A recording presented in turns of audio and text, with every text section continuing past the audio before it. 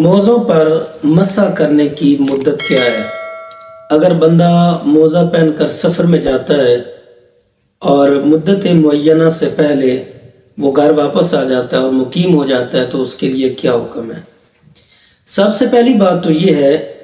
کہ موزوں پر مسح کرنے کے حوالے سے اگر انسان مسافر ہے تو سفر میں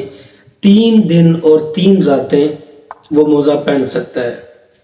اگر انسان مقیم ہے تو موزوں پر مسح کرنے کی مدت 1 دن اور 1 رات جو شریعت نے مقرر کی ہے،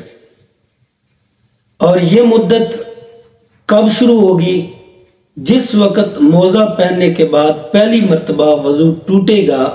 تو اس وقت مثال کے طور پر 1 بجے موزہ پہنا اور 2 بجے اس کا وضو ٹوٹا، تو جب وضو ٹوٹا اور وضو اس نے کیا تو اس وقت جو مسح کیا جائے گا اس وقت سے موزے کی مدت شروع ہوگی۔ اور مثال کے طور پہ آج 2 بجے اگر اس کی مدت شروع ہوئی تو کل مقیم کے لیے کل 2 بجے تک وہ مدت ہوگی۔ اب رہا مسئلہ کہ بندہ سفر میں تھا تو مسافر کے لیے تو 3 دن اور 3 راتیں ہیں،